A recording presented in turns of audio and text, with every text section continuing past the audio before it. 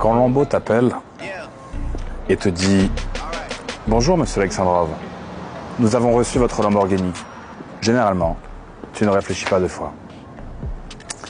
Avant de commencer cette vidéo, je tiens à rappeler que le dimanche 8 septembre à 20 h, j'organise un live où justement je te parle du business que j'exploite en dehors des réseaux, où je te révèle ma méthode à copier-coller que tu peux appliquer dès la fin du live.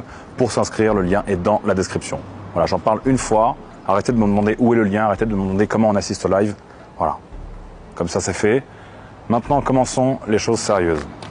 Il y a quelques semaines, j'ai envoyé un mail à Lambo pour leur dire que voilà, je voulais acheter une Lamborghini, un modèle très spécifique dont je suis tombé littéralement amoureux.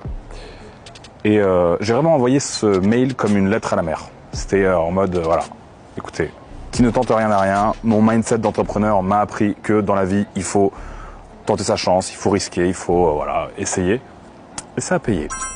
Lamborghini m'a appelé il y a quelques jours et ils m'ont dit on a une Lamborghini de dispo, monsieur Alexandrov, pour vous. Si vous êtes tant un admirateur de notre marque, si vous voulez tant acheter un véhicule, on en a un dispo.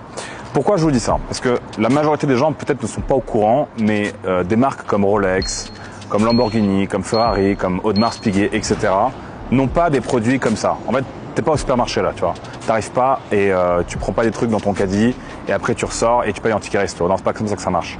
Il y a des grosses listes d'attente, il y a une très grosse demande pour un nombre de modèles très limité. Donc là, typiquement, pour le modèle que je voulais, il y avait plus de 150 personnes qui le voulaient aussi et l'offre était de 25 véhicules sur l'année. Dans l'idée, c'est au petit bonheur la chance. Si Lambo analyse ton profil et il trouve que t'es ok, t'es crédible, vas-y, tiens, t'as le droit de rouler en Lambo. Si Rolex, pareil, ils regardent ta tête et ils se disent, bon bah, ok, lui, vas-y, pourquoi pas lui? Bah alors voilà, alors t'as gagné. Mais sinon, bah tu peux sucer des cailloux, tu peux fumer du bambou et tu peux rouler en Clio. Bon, assez de blabla, on va rentrer dans la concession. Alexandra, bonjour. Bonjour Théo. Vous allez bien? Ça va, super. Bon, je crois que ça va. C'est le grand jour là. Ouais, je crois que je vais bien. Ouais. Une belle journée. Je pense que c'est des moments de partage assez importants, donc toujours un plaisir de faire des livraisons. Super. Bon, déjà je vois que vous avez un showroom qui est très rempli. Première fois que je suis venu là, j'y croyais toujours pas en fait. Je pensais pas que j'allais repartir vraiment avec un véhicule. Déjà pour la petite histoire, il y a quelques années je faisais des livraisons Uber Eats.